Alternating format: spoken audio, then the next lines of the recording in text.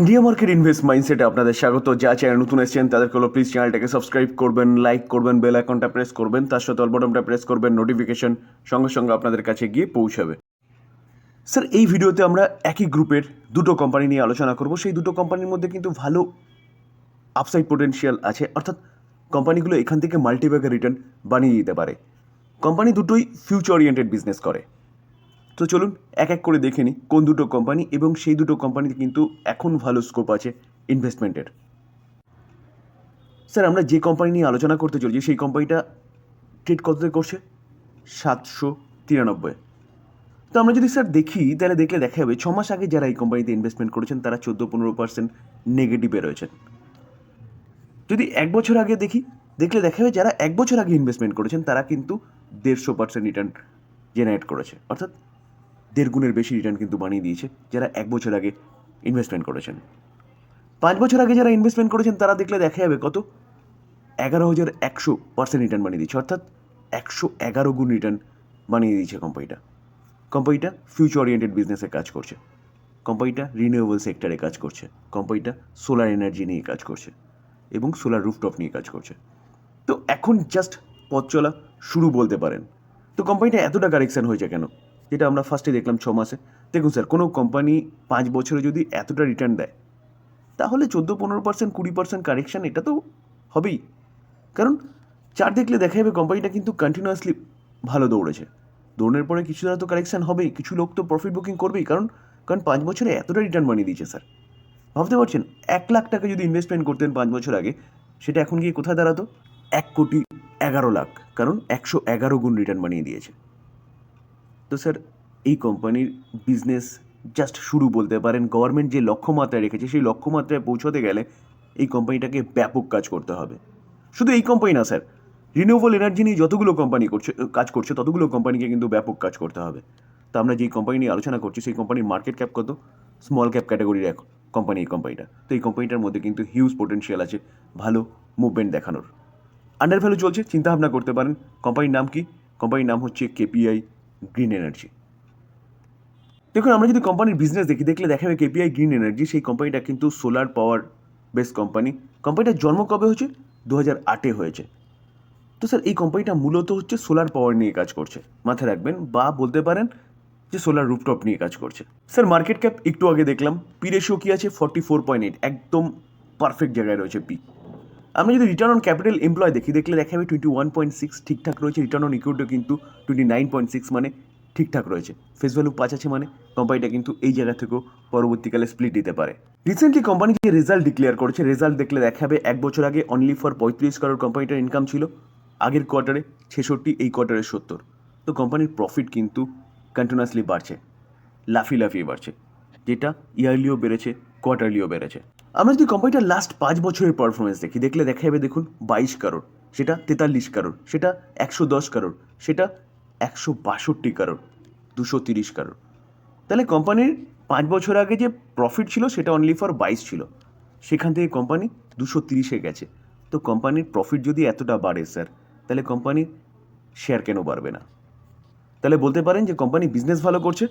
যেখানে sales growth দেখলে দেখা যাবে 10 বছরের ডেটা অ্যাভেলেবেল নেই, 5 বছরে 97%, 3 বছরে 116%, কারেন্ট ইয়ারে 73%। প্রফিট গ্রোথ দেখলে দেখা যাবে 10 বছরে 101%, 3 বছরে 94%, কারেন্ট ইয়ারে 72%। তাহলে সেলস গ্রোথ এবং প্রফিট গ্রোথ দুটোই কিন্তু ঠিকঠাক আছে। তো স্বাভাবিকভাবেই কোম্পানির সিএজিআর গ্রোথ যদি দেখি সেটা ভালোই হবে, কারণ কোম্পানির সেলস গ্রোথ, প্রফিট গ্রোথ যথেষ্ট রয়েছে। তো সিএজিআর গ্রোথ দেখলে দেখা যাবে 5 বছরে কোম্পানিটা 157% হারে রিটার্ন দিয়েছে।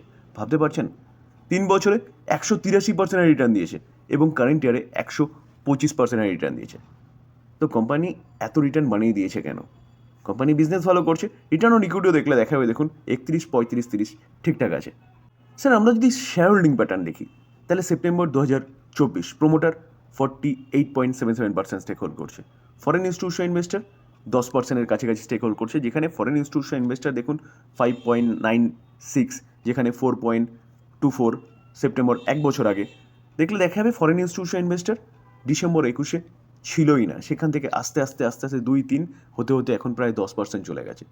ডোমেস্টিক ইনস্টিটিউশন ইনভেস্টার দেখলে দেখা যাবে ডোমেস্টিক ইনস্টিটিউশন ইনভেস্টারও ছিল না, সেখানে ডোমেস্টিক ইনস্টিটিউশন ইনভেস্টার 1.5% এসছে। পাবলিকের শেয়ার কমছে, এটা কিন্তু যে কোনো কোম্পানির জন্য ভালো যে ইনস্টিটিউশনাল ইনভেস্টরের হাত শক্ত হচ্ছে এবং পাবলিকের হাত কমছে। যেখানে sir business well and good continuously ভালো পারফরমেন্স করছে বলে কোম্পানিটা 5 বছরে এরকম ভালো রিটার্ন বানিয়ে দিয়েছে, কোম্পানিটা কিন্তু এখন আন্ডার ভ্যালু চলছে। কতটা নিচে আছে দেখুন, আমরা যদি দেখলে দেখতে পারবো যে হাই থেকে কতটা 27-28% নিচে রয়েছে।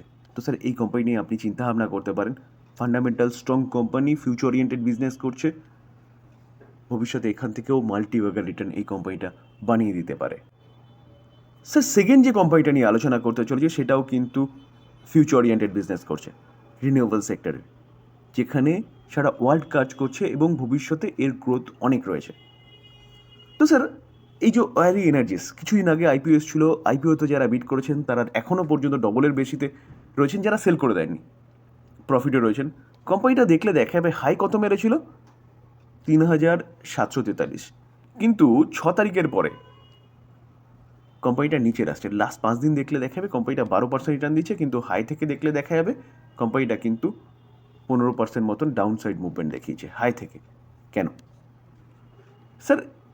আমেরিকার ইলেকশন হয়ে গেছে, ডোনাল্ড ট্রাম্প জিতেছে। তো স্যার এই কোম্পানিটা কাজ কী করে অ্যাট ফার্স্ট সেটা জানতে হবে, তাহলে জিনিসটা একটু ভালো মতন বোঝা যাবে। যে কোম্পানিটা 1990 থেকে কাজ শুরু করেছে এবং কোম্পানিটা বলছে Indian manufacturer of solar PV module, যেটা স্যার সোলার এনার্জি সেগমেন্টে কিন্তু কাজে লাগে, সেটা ম্যানুফ্যাকচারিং করছে কে? এই ওয়ারি এনার্জিস। তো স্যার এই কোম্পানিটা যে বিজনেস, সেই বিজনেসটা কী করছে? সোলার যে স্ট্রাকচারটা হচ্ছে সেটা কোম্পানিটা তৈরি করছে। শুধু ইন্ডিয়ার মধ্যে না, সারা ওয়ার্ল্ড বেসিস এই কোম্পানিটার কিন্তু বিজনেস। তো এবার আসি ডোনাল্ড ট্রাম্পের কথায়, যে ডোনাল্ড ট্রাম্প ইলেক্টেড হয়েছে সেখানের প্রেসিডেন্ট হিসেবে। তো ডোনাল্ড ট্রাম্প কিন্তু এই সোলার এনার্জির ঘোরতর বিরোধী। কেন? কারণ তার মতে যে সোলার এনার্জি যে তৈরি করতে গেলে যে পরিমাণে এই যে সোলার সেট আপটা করতে হবে, সেই সেট আপটার জন্য প্রচুর জায়গা নষ্ট হবে। তার জন্যে কিন্তু ডোনাল্ড ট্রাম্প সোলার এনার্জির বা রিনিউয়েবল এনার্জির টোটাল বিরোধী। তো এই কারণে দেখলে দেখা যাবে যে এই কোম্পানিটা সারা ওয়ার্ল্ড বেসিস বিজনেস, তা এই কোম্পানিটার বিজনেস কিন্তু আমেরিকাতেও ছড়িয়ে রয়েছে। তো যেহেতু ডোনাল্ড ট্রাম্প ইলেক্টেড হয়ে এসছে, তাই এই কোম্পানিটার বিজনেস সামান্য কিছুটা হলেও ক্ষতি হতে পারে, যেহেতু ডোনাল্ড ট্রাম্প এর বিরোধী। কেন বিরোধী? স্যার দেখলে দেখা যাবে, যেটা একটু আগে বলছিলাম, যে এই যে সোলার যে রুপটপগুলো যে সাজানো হয়েছে না, সেটা সাজাতে গেলে কিন্তু প্রচুর পরিমাণে জায়গার দরকার হবে, এর জন্যে ডোনাল্ড ট্রাম্প বিরোধী। আর আদানি গ্রুপের যে সোলার পার্ক যেটা গুজরাটে তৈরি হচ্ছে, সেটা কিন্তু স্পেস থেকেও দেখা যায়। তো তার জন্যে কিন্তু ডোনাল্ড ট্রাম্প বিরোধী। তো এই কারণেই ইউএসের যতগুলো সোলার কোম্পানি আছে বা রিনিউয়েবল সেক্টরের কোম্পানিগুলো আছে না, সব কটা কোম্পানি পড়ছে। তো সেই ফিয়ারে কিন্তু এই কোম্পানিটাও পড়ছে। আমি একটু আগে বললাম যে এই কোম্পানিটার মানে বেশি ক্ষতি হবে না, তবে অল্প একটু হলেও হবে ক্ষতি, কারণ বিজনেস যেহেতু কোম্পানিটার আমেরিকাতেও রয়েছে। তো এই কারণে কিন্তু কোম্পানিটা নিচে আসছে। তাই বলি এবার দেখার বিষয় যে কোম্পানিটা কি শেষ হয়ে যাবে? একদম নয়, কারণ বিজনেস ওয়ার্ল্ড বেসিস ছড়িয়ে রয়েছে এবং এই কোম্পানিটার বিজনেস ইন্ডিয়াতেও রয়েছে। ইন্ডিয়া কিন্তু প্রমোট করছে সোলার এনার্জিকেই বা রিনিউয়েবল এনার্জিকে। লাস্ট 5 বছর যদি আমরা কোম্পানির প্রফিট দেখলে দেখা যাবে 5 বছর আগে অনলি ফর 39 ছিল, সেটা 48, 80 থেকে 500, 1274। তাহলে কোথায় 5 বছর আগে স্যার 39 ছিল, সেটা বেড়ে কোথায় হয়েছে 1274। কোম্পানির প্রফিট লাফিয়ে বাড়ছে। Sir present share holding pattern দেখলে দেখা যাবে October 2024 promoter 64%, foreign institution investor 2.23%, domestic institution investor 3% এবং পাবলিক 30% স্টেক হোল্ড করছে। স্যার দুটো কোম্পানি নিয়ে আলোচনা করলাম, সেই দুটো কোম্পানি কিন্তু রিনিউয়েবল সেক্টরের কোম্পানি এবং ভবিষ্যতে এই দুটো কোম্পানি এখান থেকে আরও ভালো বিজনেস করবে। তো বিজনেস করার সাথে ভালো ক্যাপিটাল গেইন করে দেবে। তো এই দুটো কোম্পানি নিয়ে কিন্তু আপনি চিন্তাভাবনা করতে পারেন বা আপনি আপনার রাডারে রাখতে পারেন লং টার্ম ইনভেস্টমেন্টের জন্য, যেখানে বলতে পারেন যে রিনিউয়েবল সেক্টরে ভারতের পথ চলা, শুধু ভারতের না ওয়ার্ল্ডের পথ চলা জাস্ট শুরু। যা লক্ষ্যমাত্রা সেট আপ করা হয়েছে, সেই লক্ষ্যমাত্রায় পৌঁছতে গেলে কিন্তু এই কোম্পানিগুলোকে ব্যাপক কাজ করতে হবে। তো এই সময় সঠিক সময় এই কোম্পানিগুলো বাই করার। ডিসক্লেমার দিয়ে নাকি কোনো বাই রেকমেন্ডেশন নয় স্যার, আলোচনা করলাম, তথ্য তুলে ধরলাম, লার্নিং পারপাস। বাই করবেন, নিজে ফার্দার অ্যানালাইসিস করবেন বা নিজে ফাইন্যান্সিয়াল অ্যাডভাইজারের সাথে কথা বলে নিয়ে তারপর করবেন। অন্ধের মতন আমি আলোচনা করলাম মানে গিয়ে মন্ডেতে মার্কেট ওপেন হয়ে বাই করবেন, একদম করবেন না। থ্যাংক ইউ, ভালো থাকবেন।